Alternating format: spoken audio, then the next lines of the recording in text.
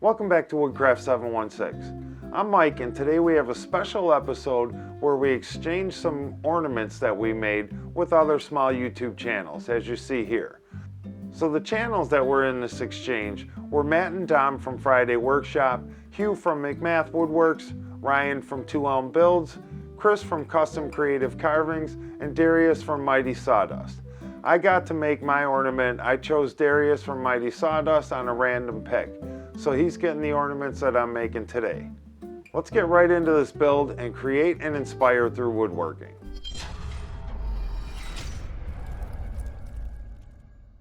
Sea urchins are just seashells that come in a variety of colors. These pink ones are real popular, and so are these purple ones. These Spudniks with the points on them are very popular. Because the holes on the seashells are so irregular, we need to make them round so that as we turn our ornament, it'll fit inside of it. I just took a piece of scrap wood, put it in my chuck, and turned it down to a cone. Then I put some sandpaper on with some super glue, an activator, and trimmed it all up to make this cone shape. Now we're gently going to take the sea urchin and put it on the cone at a very low speed with real low pressure, and we're just going to create a circle out of this irregular shape. Okay, so we put our shells to the side. We're ready to start turning. One thing I wanted to mention before we get started is I am a beginner wood turner. I'm not going to go a lot into technique because I don't have very good technique. So as I'm learning, maybe we'll do some more videos if there's any interest in it. But for now, I'm just going to describe how I made the ornament.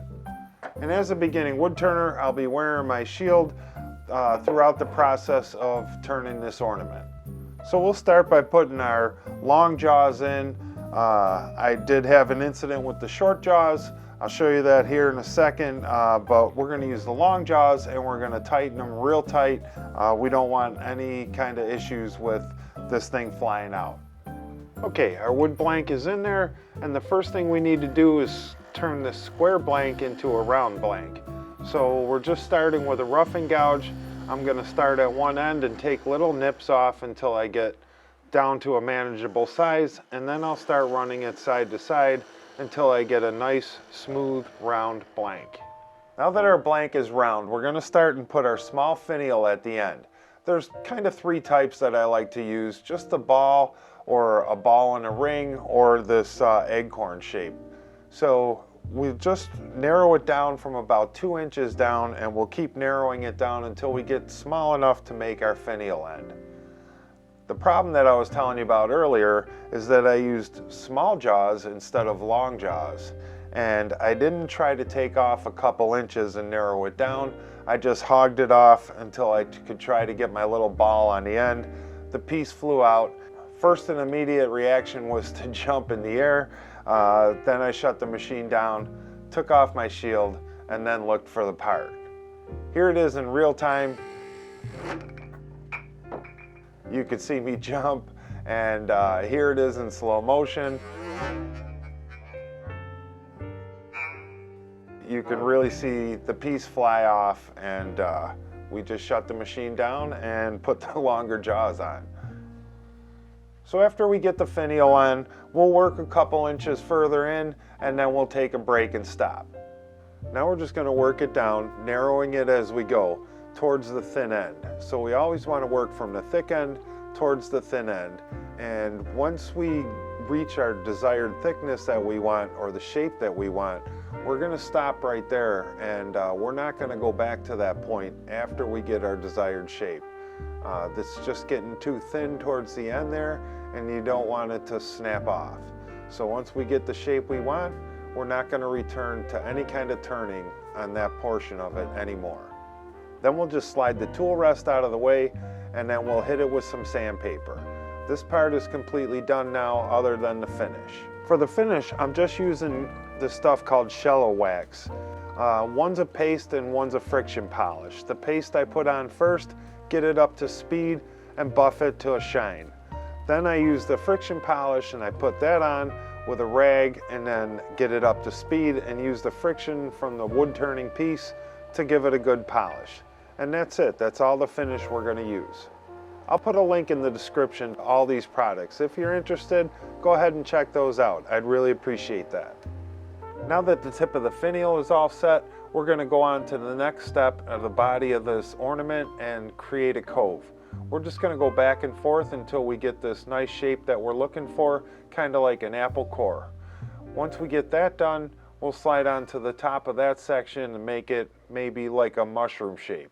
We'll pan that out like a mushroom, and that will be the portion of the ornament that the seashell sits on. Whew, that was tough to say. To make sure that the seashell fits on the ornament, I'm going to take a measurement and check it. Make sure it fits, and it does. Now I'm just going to use this gauge. I just took a stick, put it inside the ornament, and measured the inside diameter top to bottom. So I'm going to mark that off on my blank. Then I'm going to use this tool here to make a groove. That way I can get to the right width of the wood so that the seashell fits over it. Once that's done, I'll set the dial to the opening of the top hole. Then I'll have my height and my width to make sure that the shell fits on top. Once it's marked, then it's just a matter of turning it down till it gets to the right dimension. That looks real good. Now we're just going to continue on making this smaller until these fit right over the top. So I don't have much more to go. Good to go. Now we're just going to put a little ball on the end and then cut this off. Alright, so I said we'll make a ball on top, but actually we're just going to make a cone so that this thing can fit on top. If we made a ball, it would have to be smaller than our opening because the shell has to slide over it. So we'll just make a cone, round it off at the top, and it may look similar to a ball when we're all done. Now I want to just put my wax on here before I cut this end off. Then we'll just have a little bit to do with the wax at the very end. And there we go, just like that. You can see the end. It's going to need to be polished up a little, maybe cleaned up with a little sandpaper, but it'll be just fine. And now for the moment of truth.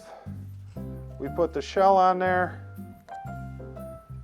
It's a perfect fit. It won't even fall off. Now I just have this little eyelet. I'm going to make an indent in the end of the ornament with this awl. Then I'll screw in the eye hook, and then I'll put the shell on. That way I have no chance of damaging the shell while I'm drilling the hole. So I'm just going to line it up the best I can. Put a mark in there for the drill bit, kind of follow a guide, and I'm just going to drill it. I'll just put a drip of medium CA glue on the threads and thread it in. Now I'm going to carefully put some medium CA glue all the way around the ring, just so that it sits real nice. I may even dip in, before I start, I'll dip in and put some glue on the very small hole inside.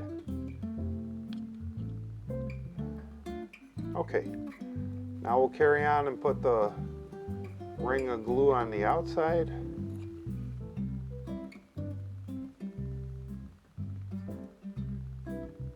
There you go, a perfect fit. So my package is from Hugh at McMath Woodworks. I'm going to take a look at this now. This is the ornament that he sent me. Okay, so it says measure twice, cut once, and it's all off center. I think that's really cool. That's clever. Perfect woodworking ornament. Thanks, Hugh. And here they are. They're all finished up. This was a great, fun video to do. I'm glad we did the exchange. Please check out all the other videos. I'll have a link in the description to all their channels. Thanks again for watching. Have a Merry Christmas. Hey, this is Hugh from McMath Woodworks, wishing you a very Merry Christmas. Merry Christmas from 2 Elm Builds. Merry Christmas from Friday Workshop! Woo! Yeah. Merry Christmas, Bob! Custom Creative Carvings. Hey, it's Darius from Mighty Sawdust, wishing everybody a Merry Christmas.